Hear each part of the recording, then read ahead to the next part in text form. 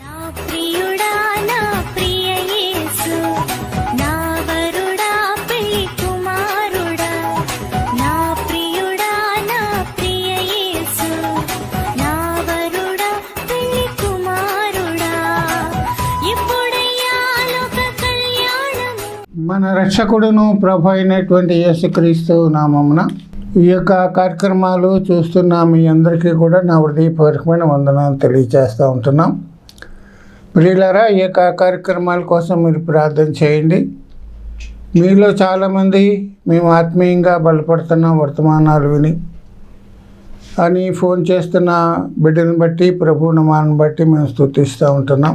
అలాగే ఈ యొక్క కార్యక్రమాలు మీకు ఆశీర్వాదకరంగా ఉంటే మీ యొక్క అభిప్రాయాలు మాకు తెలియచేయండి.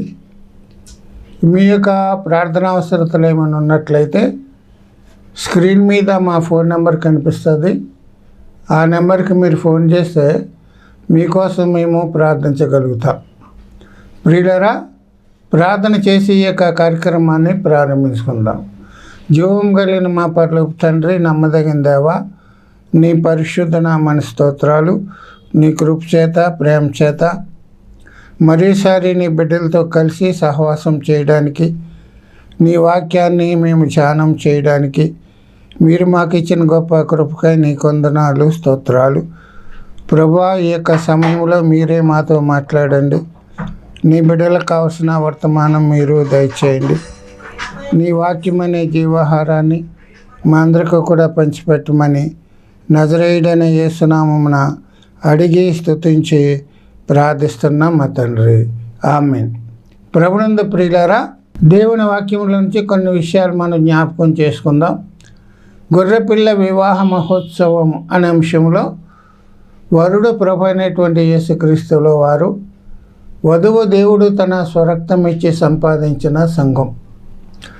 క్రీస్తు శిలువ బలియాగం ద్వారా దేవుడు మనల్ని ప్రదానం చేసుకున్నాడు. వధువు సంఘం ప్రభు కొరకు సిద్ధపడాలి. ప్రభు రాకడెప్పుడో మనకు తెలియదు కనుక ఇది సిద్ధపడే కాలం. ఎవరు సిద్ధపడాలి? వ్యక్తి సిద్ధపడాలని వాక్యం చెప్తుంది. వ్యక్తి ఏ విధంగా సిద్ధపడాలి అనే అంశంలో మనం చాలా విషయాలు మనం ధ్యానం చేసుకుంటూ మనం వస్తూ ఉంటున్నాం. ప్రియులారా, యోబు గ్రంథం 22 అధ్యాయం 23వ వచనంలో, నీ గుడారములలో నుండి దుర్మార్గమును దూరముగా తొలగించిన ఎడల నీవు అభివృద్ధి పొందుదువు అని వాక్యం చెప్తుంది. మన గుడారాల్లో ఉండే దుర్మార్గాన్ని దూరంగా తొలగించుకోవాలి. అవి తొలగించుకోకపోతే మనకు ఆశీర్వాదం లేదని వాక్యం ఖచ్చితంగా తెలియచేస్తుంది. ఈనాడు మన జీవితాల్లో, వ్యక్తిగత జీవితాల్లో, కుటుంబాల్లో, సంఘాల్లో మనకు ఆశీర్వాదం లేదు. కారణం ఏంటంటే మనలో దుర్మార్గత ఉంది. మానవునికి 4 గుడారాలు ఉన్నాయని మనం నేర్చుకుంటూ వచ్చాం. మొదటి గుడారము శరీరం అన్నాం. రెండవ గుడారం మనం నివాసం చేసే ఇల్లు అని చెప్పుకుంటూ వచ్చాం, మన ఇంటిలో ఉండే దుర్మార్గత. మూడవ గుడారం మనం దేవుని యొక్క ఆలయం అని చెప్పుకుంటూ వచ్చాం. గతించినటువంటి ఎపిసోడ్లో ఈ 3 గురించి కూడా మనం వివరంగా ధ్యానం చేస్తూ వాటిలో ఉండే దుర్మార్గతను గురించి మనం నేర్చుకుంటూ వచ్చాం. మన శరీరం ఉండే దుర్మార్గత, మన ఇంటిలో ఉండే దుర్మార్గత, దేవుని మందిరంలో జరిగే దుర్మార్గతను బట్టి మనం అవి తీసివేసుకోవాలని పరిశుద్ధాత్మ దేవుడు మనతో మాట్లాడుతూ వచ్చాడు. 4వ గుడారం దేవుని యొక్క సంఘం. కనుక ప్రియులరా, గతించినటువంటి 2 ఎపిసోడ్లో కూడా 4వ గుడారం అనేటువంటి దేవుని సంఘములో ఉండేటి దుర్మార్గత. దేవుని సంఘం ఏంటి? ఎవరిదంటే దేవుడు తన స్వరక్తం ఇచ్చి సంపాదించిన సంఘం. కారణం ఏంటంటే తన సంఘం కోసం ఆయన తన రక్తం ఇచ్చాడు, ప్రాణం ఇచ్చాడు. తన ప్రశస్తమైన రక్తం ఇచ్చి సిలువలో విమోచన క్రయధనాన్ని చెల్లించి మనల్ని రక్షించుకున్నాడు. కనుక జీవం గల దేవుని సంఘములో చేర్చబడినటువంటి మనము సంఘములో ఉండేటువంటి కార్యాలు ఏ విధంగా జరగాలి, సంఘములో మనం ఏ విధంగా ప్రవర్తించాలి అనేది మనం జ్ఞాపకం చేసుకుంటూ సంఘములో ఉండే దుర్మార్గతను కూడా మనం జ్ఞాపకం చేసుకుంటూ వచ్చాం. కనుక ఈనాడు చాలామంది దేవుని సంఘానికి వెళ్తున్నారు, కానీ ఆ సంఘములో జరిగే దుర్మార్గతను గుర్తించలేకపోతున్నారు. కనుక ఆ సంఘములో ఉండే దుర్మార్గతను మనం గుర్తించాలి. మనకు తెలియకోకుండానే, మన యొక్క ప్రమేయం లేకుండానే దుర్మార్గత జరుగుతున్న పరిస్థితులు ఈనాడు చాలా సంఘాల్లో జరుగుతున్నాయి. అది గుర్తించలేకుండా ఉంటున్నారు. అయితే కొంతమంది గుర్తించి కూడా దానిని నివారించడానికి కానీ దానిని తొలగించడానికి కానీ ఏమాత్రం కూడా ప్రయత్నం చేయని పరిస్థితి మనం చూస్తున్నాం. కనుక ప్రియులారా, సంఘములో దేవుడు ఏమి కోరుకుంటున్నాడంటే ఏకాత్మ ఏక మనసు కోరుకుంటున్నాడు. ఆది సంఘములో 3,000 మంది చేర్చబడినప్పుడు వాక్యం ఏం చెప్తుందంటే వారందరూ కూడా ఏక మనసు కలిగి ఏక హృదయం కలిగి దేవుణ్ణి ఆరాధించినట్లుగా మనం చూస్తున్నాం. కనుక సంఘములో ఏక హృదయము, ఏకాత్మ, ఐకమత్యము, మనసు లేకపోవడం అనేది దుర్మార్గత. ఈనాడు సంఘాల్లో మనుషులు కూడుకుంటున్నారు, కానీ మనసులు కలవడం లేదు. అది దుర్మార్గత. సంఘములో 10 ఉన్నా, 20 మంది ఉన్నా, 4 ఉన్నా, 100 మంది ఉన్నా, 1000 మంది ఉన్నా, అందరి హృదయాలు కూడా ఏకం కావాలి. ఏకము కలిగి దేవుణ్ణి మనం ఆరాధించాలని ఒక ఆలోచన సంఘస్థులు కలిగి ఉండాలి. కనుక ప్రియులరా, సంఘములో దేవుడు కోరుకునేది ఏంటంటే ఏక హృదయము, ఏక మనస్సు. ఆ ఏక హృదయం లేకపోవడం అనేది దుర్మార్గత.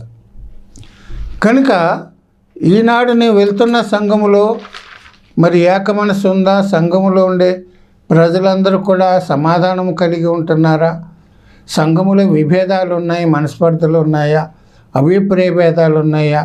సంఘానికి సంఘ పెద్దలకి సంఘస్థులకి పడ్డం లేదా? దేవుని సేవకుడికి విశ్వాసులకి సరైన సంబంధాలు ఉన్నాయా లేవా అనేది మనం గమనించాలి.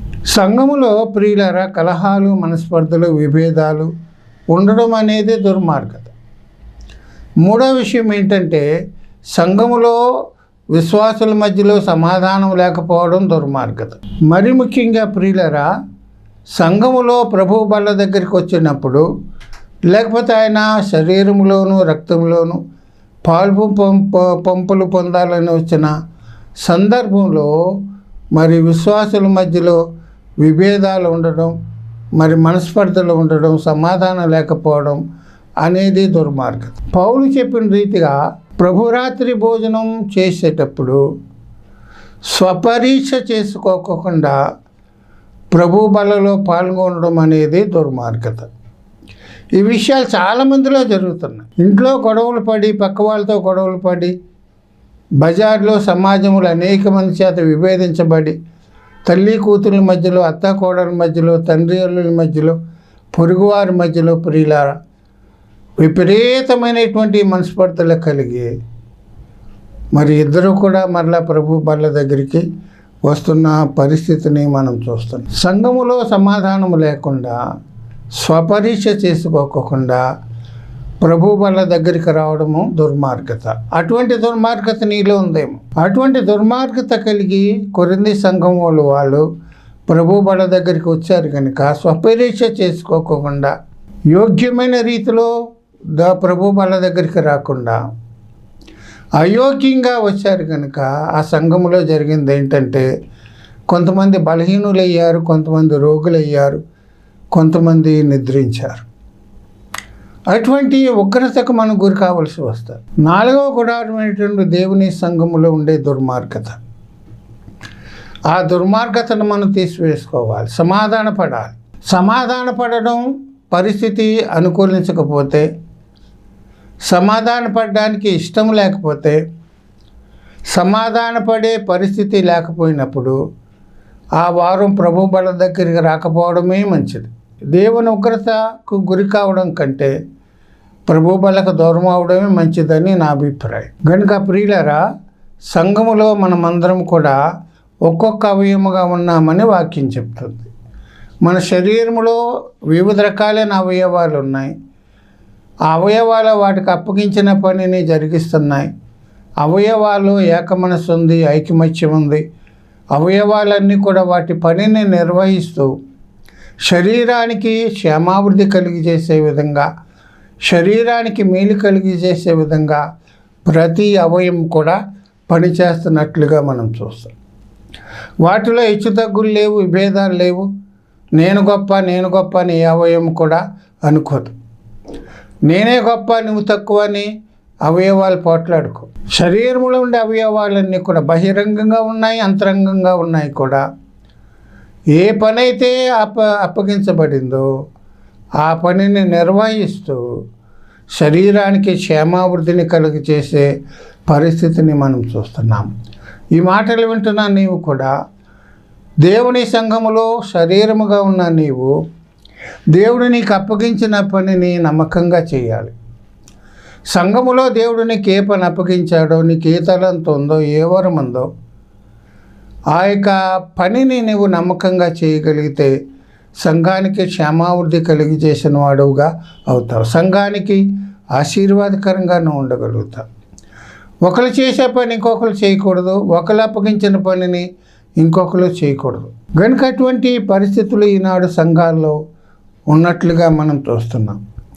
గమనించండి ప్రియులారా, సంఘం అంటే ఏంటంటే ప్రియులారా, దేవుడు ఆది కాలంలో నోవహుతో ఏమన్నాడంటే, ఈ భూమి మీదంతా కూడా చెడుతనం విస్తరించింది, నీ కొరకు, నీ కుటుంబం కొరకు, జీవరాశుల కొరకు పవిత్రమైనవి అపవిత్రమైనవి కాపాడడం కోసం నీ ఒక ఓడను కట్టమని దేవుడు నోవహుతోటి చెప్పాడు.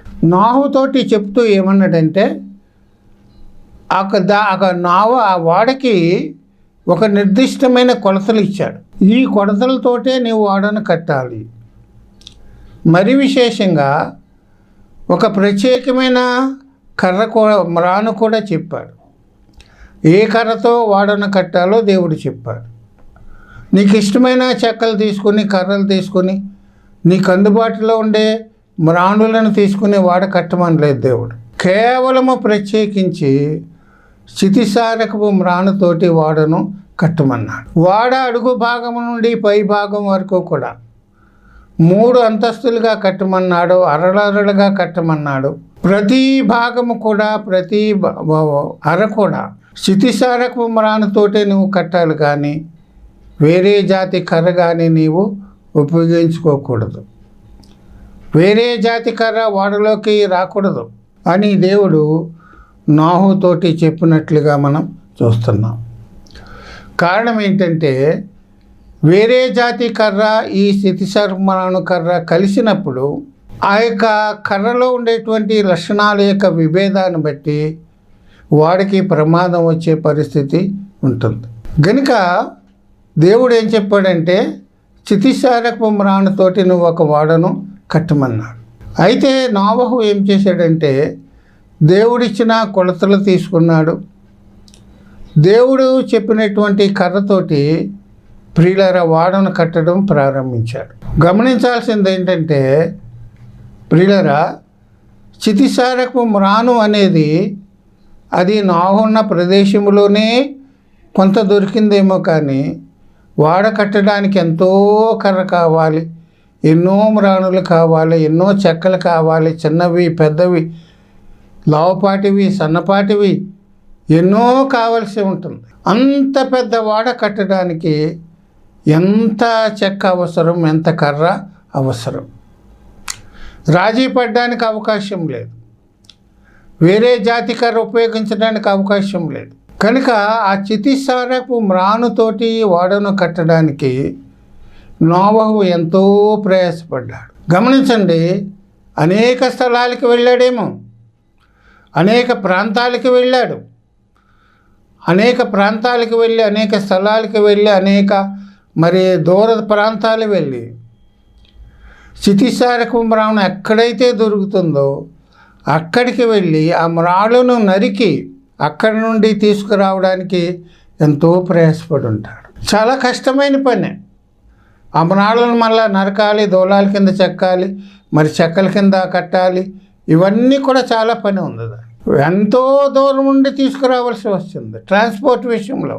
ఈ కాలంలో లాగా లారీలు కానీ వ్యాన్లు కానీ లేవు. అప్పుడు ఆ విధంగా నోవహు దేవుడు అనేక స్థలాలకు వెళ్ళి, అనేక ప్రదేశాలకు వెళ్ళి, అనేక దూర ప్రాంతాలకు వెళ్ళి చితిసార కుమ్రానును సమకూర్చుకొని దానిని వాడకట్టే స్థలానికి తీసుకొని వచ్చి తగిన విధంగా వాటిని మరి చెక్కి వాడను కట్టినట్లుగా మనం చూస్తూ ఉంటున్నాం.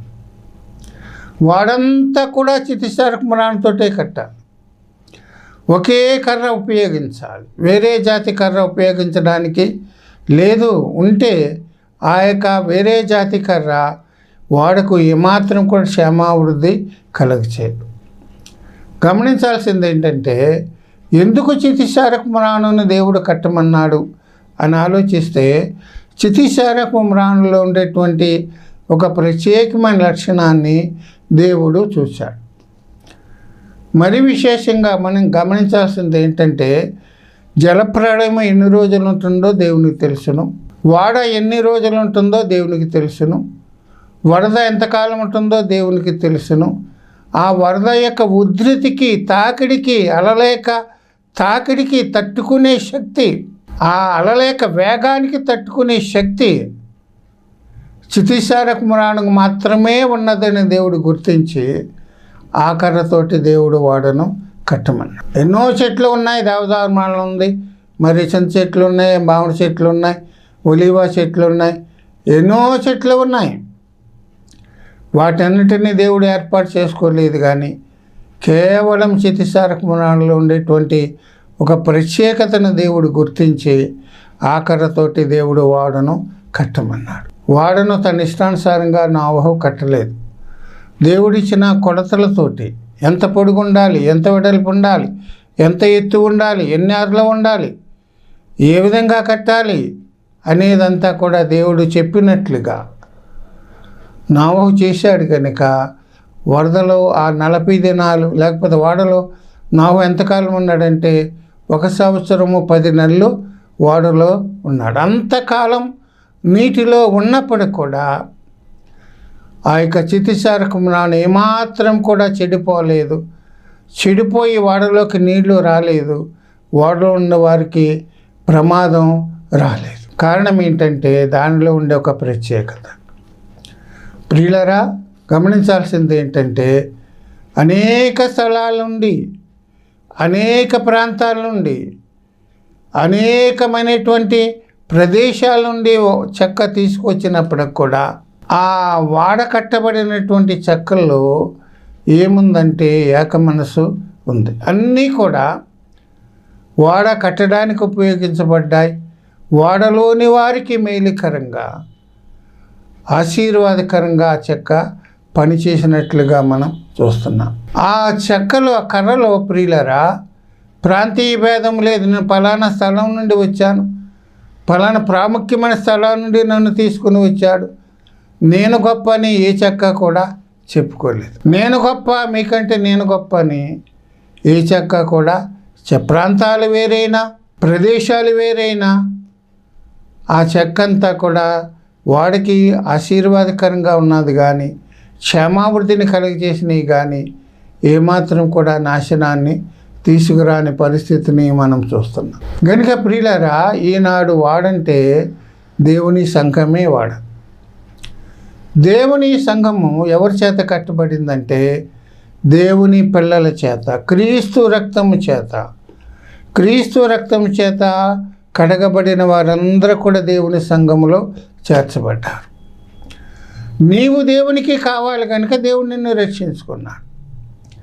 నీ కుటుంబంలో ఎంతోమంది ఇంకా రక్షణ లేకుండా ఉన్నారు. నీ వీధిలో, నీ ఊర్లో ఇంకా ఎంతోమంది రక్షణ లేకుండా ఉన్నారు. నిన్ను మాత్రమే దేవుడు రక్షించాడు. కారణం ఏంటో తెలిసినా నీవు దేవునికి కావాలి. నీ ద్వారా దేవుని పని జరిగించాలి. నీవు అనేక మందికి ఆశీర్వాదకరంగా, దేవునికి మహిమకరంగా జీవించాలని దేవుడు కోరుకొని నిన్ను రక్షించాడు. నువ్వు రక్షించబడ్డావంటే సామాన్య మనుష్యం కాదు. కనుక సంఘములో దేవుని రక్తం చేత కడగబడిన వారు, తండ్రి యొక్కయు, కుమారుని యొక్క, పరిశుద్ధాత్మ యొక్కయు నామములోనికి బాప్తిస్వం పొంది సంఘములో చేర్చబడిన వారు. అయితే గమనించాల్సింది ఏంటంటే ఓ సంఘములోని వారందరూ కూడా ఒకే ప్రాంతానికి చెందినవారు కాదు, ఒకే దేశానికి చెందినవారు కాదు, ఒకే భాష మాట్లాడేవారు కాదు, ఒకే కులానికి చెందినవారు కాదు, ఒకే జాతికి చెందినవారు, ఒకే ప్రాంతానికి చెందినవారు కారు. నోవహు ఎన్నో స్థలాలు తిరిగి ఏ విధంగా అయితే చక్కని సమకూర్చాడో, ఈనాడు దేవుని సంఘములో కూడా అనేకమైనటువంటి జాతుల వారు, అనేకమైన కులాల వారు, అనేకమైన వర్గాల వారు, అనేకమైనటువంటి ప్రాంతంలో ఉండేవారు, అనేకమైన భాషలు మాట్లాడేవారు, అనేక రకాల సంస్కృతులు కలిగిన వారు ఈనాడు సంఘములో చేర్చబడుతున్నారు. పరిశుద్ధాత్మ దేవుడు వారిని ప్రేరేపించి పాపమును గూర్చి, నీతిని గూర్చి, తీర్పును గూర్చి వారిని ఒప్పింపచేసినప్పుడు వారందరూ కూడా రక్షణ పొంది దేవుని సంఘములో చేర్చబడతారు. కనుక సంఘములో అనేక రకాలైనటువంటి వివిధ రకాల జాతులు ప్రజలు సంఘములో ఉన్నారు. గమనించాల్సింది ఏంటంటే అందరూ కూడా దేవుని రక్తం చేత కడగబడిన వారు. ఎప్పుడైతే నువ్వు దేవుని రక్తం చేత కడగబడి సంఘములో చేర్చబడ్డావో నీ పాత జీవితం అంతా కూడా నీవు మర్చిపోవాలని వాక్యం మనకి చెప్తుంది. పౌలు ఏమన్నాడో తెలిసిన, ఇదిగో పాతవి గతించెను, సమస్తమును క్రొత్తవి ఆయను. నీటిలో నీవు ముంచబడినప్పుడు నీ పాత జీవితం అంతా కూడా చనిపోయింది. మరలా తిరిగి లేచినప్పుడు క్రీస్తులో నీవు లేపబడ్డావు, క్రీస్తులో నీకు నూతన జన్మ వచ్చింది. కనుక బాప్టిజం పొందిన తర్వాత మనం మన పాతవన్నీ కూడా మనం మర్చిపోవాలి. పాతవి గతించను, గతించిపోయిందని మళ్ళీ నువ్వు ఎందుకు జ్ఞాపకం చేసుకుంటావు? నీ కులం కానీ, నీ జాతి కానీ, నీ వర్గం కానీ, నీ భేదం కానీ, నీ యొక్క మరి హోదా కానీ, పరిస్థితులు కానీ మళ్ళీ ఎందుకు జ్ఞాపకం చేసుకుంటావు? కనుక ఈనాడు సంఘములో కులాలు వచ్చినాయి ప్రియులరా, జాతులు వచ్చినాయి, వర్గాలు వచ్చినాయి. గమనించండి, సంఘములోని వారిని మనం ఒక ప్రశ్న వేస్తే ఎంతమంది ఆ ప్రశ్నకి సరైన సమాధానం చెప్తారు అనేది గమనించాలి. హూ ఆర్ యూ అంటే అర్థం, ఎంతమంది జవాబు చెప్తారు? హూ ఆర్ యూ అంటే నీవెవరు అంటే నేను ఐ యామ్ ఏ క్రిస్టియన్ అని ఎంతమంది చెప్పగలుగుతారు? ఆ సమాధానం మాత్రమే చెప్పకుండా కొంతమంది ఏం చెప్తారంటే మేము కాపు క్రైస్తవులము, కాపు కులం నుండి వచ్చాం, రెడ్డి కులం నుండి వచ్చాం, రెడ్డి క్రైస్తవులను, కమ్మ క్రైస్తవులము, బ్రాహ్మణ క్రైస్తవులము, యాదవ క్రైస్తవులము, ఈ విధంగా కులాల వారీగా క్రైస్తవులు విడిపోతున్న పరిస్థితులు మనం చూస్తున్నాం. గమనించండి, కాపు క్రైస్తవులని, కమ్మ క్రైస్తవులని, రెడ్డి క్రైస్తవులని, మాదే క్రైస్తవులని సంఘములో లేవు. ఆది సంఘములో 3000 మంది ఉన్నప్పుడు కూడా ఆ సంఘములో కులాల ప్రస్తావన రావడం లేదు. జాతి భేదం లేదు, వర్గ భేదం లేదు, రంగు భేదం లేదు, భాషా భేదం లేదు. అనేక దేశాల నుండి వచ్చిన ప్రజలు రక్షించబడ్డారు. ఆది సంఘములో లేని వర్ణ వ్యవస్థ, వర్ణ వివక్ష, కుల వివక్ష, జాతి వివక్ష ఎందుకు ఈనాడు సంఘాల్లో ఉంది? ఇంకా నీ కులాన్ని బట్టే నువ్వు పాకులాడుతున్నావా? గమనించండి ప్రియులరా, నువ్వు నిజంగా మారు మనసు పొందినట్లయితే నీ గతాన్ని నీవు మరలా జ్ఞాపకము చేసుకో. విచారకరమైన సంగతి ఏంటంటే రక్షించబడిన తర్వాత కూడా చాలామంది వారికి పెట్టిన పేర్లలో కూడా వారి కులాన్ని ప్రస్తావిస్తున్నారు. ఇది కొంతమంది విమర్శించడానికి నేను చెప్పడం లేదు, కానీ కొంతమంది పేర్లు ఎలాగుంటాయంటే జోసెఫ్ నాయుడు అంటారు. జోసెఫ్ నాయుడు అంటే క్రైస్తవ పేరు ఉంది, తన కులం పేరు కూడా అక్కడ ఉంది. పీటర్ శాస్త్రి, 2 రకాలైనటువంటి పేరు, అంజుల పేరు ఉంది, క్రిస్టియన్ పేరు ఉంది. జోసెఫ్ చౌదరి, ప్రియులరా మార్కు రెడ్డి, ఈ విధంగా జాకబ్ ఆచార్యులు, ఈ విధంగా తమ గతాన్ని, తమ కులాన్ని మళ్ళా వెనకేసుకుంటూ వచ్చి పేర్లు పెట్టుకుంటున్న క్రైస్తవులను మనం చూస్తున్నాం. కన్ఫ్యూజన్ వచ్చేస్తుంది, వాడు క్రైస్తవుడో అన్యుడో తెలియడం లేదు. ఇబ్బంది ఏమి లేదు, నువ్వు పాత పేరుతోటే నువ్వు క్రైస్తవుడిగా కొనసాగించవచ్చు. వెంకటేశ్వరరావు పాత పేరు, ఆ పేరుతోటే నీవు సంఘములో కొనసాగొచ్చు, ఏం తప్పు లేదు. అటు ఇటు కానీ పేర్లతోటి ఈనాడు సంఘాల్లో కులాల ప్రస్తావన జరిగించుకుంటున్న పరిస్థితిని మనం చూస్తున్నాం. చాలా విచారకరమైన సంగతి. ఇంకా విచారకరమైన సంగతి ఏంటంటే ప్రియులరా, మరి సేవకుల్లో కూడా ఇటువంటి పరిస్థితి వచ్చింది. ఒక వర్గంలోనే, ఒక జాతిలోని ఇటువంటి వ్యక్తి రక్షించబడి బైబిల్ ట్రైనింగ్ అయ్యి పాస్టర్గా చేస్తూ ఏమంటాడో తెలిసిన, నీది నాది ఒకే ఊరు, నీ కులము నా కులము ఒకటే, నీ జాతి నా జాతి ఒకటే, ఎందుకు ఆ సంఘంలోకి వెళ్తావు, నా సంఘంలోకి వచ్చే అని చెప్పి విశ్వాసులను మరి తీసుకుపోతున్న పరిస్థితులు మనం చూస్తున్నాం. ఈనాడు చాలా చోట్ల ఇదే జరుగుతుంది. ఈనాడు కులాల వారీగా, జాతుల వారీగా సంఘాలు ఏర్పడిపోయి ప్రియులారా క్రైస్తవ్యానికి చెడ్డ పేరు తెస్తున్న పరిస్థితులు మనం చూస్తాం. వాక్యం ఏం చెప్తుందంటే సంఘము లోపల కుల ప్రస్తావన రాకూడదు, అది దుర్మార్గత. కులాల వారీగా సంఘాలు చీలిపోవడం అనేది దుర్మార్గత. ఇక్కడ ఉన్నట్లుగా పరలోకంలో రిజర్వేషన్లు ఉండవు. ఓసీలు, బీసీలు, ఎస్సీలు, ఎస్టీలు, పరలోకంలో రిజర్వేషన్ లేవు. కమ్మ క్రైస్తవులందరూ ఒక చోట ఉండండి, కాపు క్రైస్తవులందరూ ఒక చోట ఉండండి, మాల క్రైస్తవులందరూ ఒక చోట ఉండండి అని రిజర్వేషన్ లేవు పరలోకంలో. ఎందుకు నువ్వు అలా చెప్తున్నావు? సంఘములో కులాల ప్రస్తావన రావడం అనేది దుర్మార్గత. కులాల వారీగా సంఘాలు విడిపోవడం అనేది దుర్మార్గత. క్రైస్తవ్యంలో కులాలు లేవు ప్రియులారా, అది గమనించకపోవడం దుర్మార్గత. కులాలు లేవు సంఘంలో, అందరూ కూడా క్రీస్తు రక్తం చేత కడబడిన వారే, అందరూ కూడా క్రీస్తు మనసును కలిగిన వారుగా ఉండాలి. క్రీస్తు మనసు ఎవరికైతే లేదో వారు ఇటువంటి కులాలు, జాతులు, వర్గాలు వస్తాయి. వారిలో నిజమైనటువంటి మారు మనసు లేదు. గనుక ప్రియులారా, క్రైస్తవ్యంలో కులాలు అనేవి లేవు అని మనం గమనించాలి. సంఘములో అందరం కూడా దేవుని బిడ్డలమే. కనుక ఆ నోవహు కట్టిన వాడలో ఆ చెక్కలన్నీ కూడా ఏక మనసు కలిగి ఉన్నాయి. కనుక ఈనాడు నోవహు వాడ ఇంకా దానిని మనం జ్ఞాపకం చేసుకుంటూ ఉంటున్నాం. మరి ఇజ్రాయెల్ దేశంలో కూడా దాని యొక్క గుర్తులు కూడా, ఆనవాళ్ళు కూడా ఉన్నట్లుగా మనం చూస్తాం. కనుక దేవుని సంఘములో దుర్మార్గతను మనం గమనించాలి. మనకు తెలియకోకుండానే ఇటువంటి దుర్మార్గత జరిగిపోతుంది. దేవునికి ఇష్టము లేనిది, దేవుడు అసహించుకునేది, దేవునికి వ్యతిరేకమైనది నాటి సంఘాల్లో జరుగుతుంది. గనుక ప్రియులారా, నోవహు వాడలో అందరూ కూడా అంతా కూడా ఒకే చెక్కతో కట్టబడినట్లుగా ఈనాడు సంఘాలు కూడా క్రీస్తు మనసు కలిగి సంఘములో మనం చేర్చబడి సంఘానికి ఆశీర్వాదకరంగా, దీవెనకరంగా ఉండడానికి ప్రయత్నం చేద్దాం. మనల్ని బట్టి సంఘానికి ఆశీర్వాదం రావాలి. కనుక అటువంటి విషయాలు మనం జ్ఞాపకం చేసుకుంటూ ప్రభు చిత్తమైతే మరలా కొన్ని విషయాలు మనం జ్ఞాపకం చేసుకుందాం. దేవుడు ఈ మాటలు మన కోసం దీవించి ఆశీర్వదించను గాక. ప్రార్థన చేద్దాం. జీవము కలిగిన మా పరలోక తండ్రి, నీకు వందనాలు, స్తోత్రాలు. ఇంతవరకు మాతో వివరంగా విస్తారంగా మాట్లాడారు, నీకు వందనాలు. జీవము గల దేవుని సంఘాల్లో ఉండే దుర్మార్గతను గురించి మాతో మాట్లాడుతూ వచ్చారు ప్రభు. అటువంటి దుర్మార్గతను మనం తీసివేసుకొని సంఘానికి క్షేమావృద్ధి కలిగించే వారంగా ఉండడానికి సహాయం చేయండి. విత్తబడిన వాక్యం కోసం ప్రార్థిస్తున్నాం. విత్తబడిన వాక్యానికి నీరు కట్టండి, ఫలింపచేయండి. వాక్యం ఉంటున్న వారందరినీ మీరు దీవించండి. ఈ కార్యక్రమం స్పాన్సర్ చేసిన బిడ్డలు మీరు దీవించండి.